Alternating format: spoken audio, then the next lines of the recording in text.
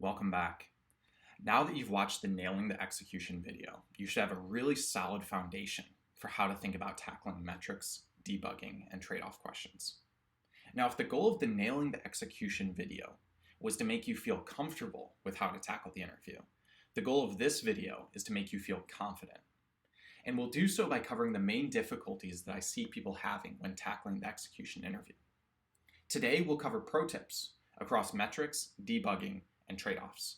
And before jumping into each one by one, the quick overview of the pro tips we'll cover include metrics, how to back up the engagement metric you chose with airtight logic, how to set the right goal for the metric you've prioritized if asked, how to think about monetization metrics, debugging, how the art and science approach is better than splitting by external and internal questions, harder versions of debugging questions and how you can nail those too, and trade-offs, what to decide if you don't have all the inputs you need, how to get to a clear decision when there are conflicting signals, and finally, how to get brownie points at the end for any trade-off. Starting with metrics. First, how to back up the engagement metric you chose with airtight logic. Okay, imagine this situation.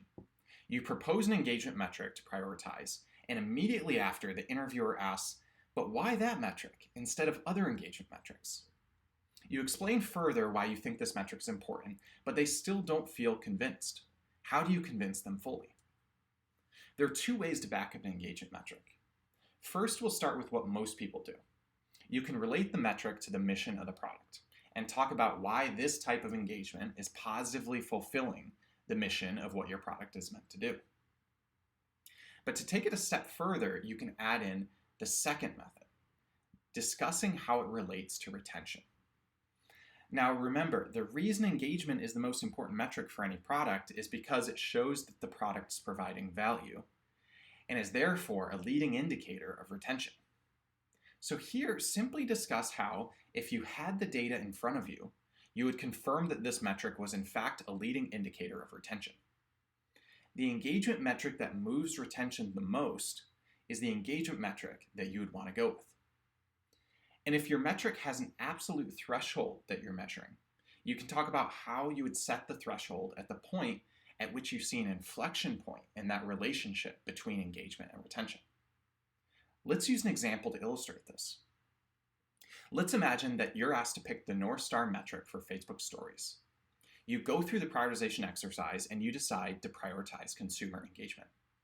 You say to the interviewer that your specific engagement metric to track will be the percentage of stories consumers who react to 3 or more stories per day.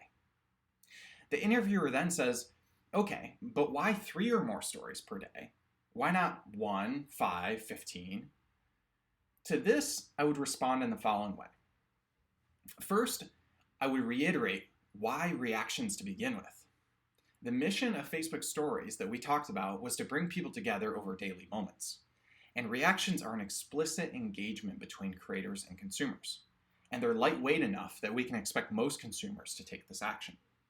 Now, in terms of the threshold of 3 that I set, I want to first reiterate that the reason we care about engagement to begin with is that it's a leading indicator of retention. So if I had the data in front of me, I would want to see the relationship between reactions and retention.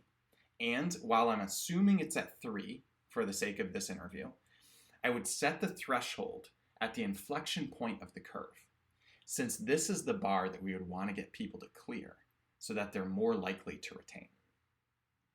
Okay. Now note that I made 2 arguments to back up my metric.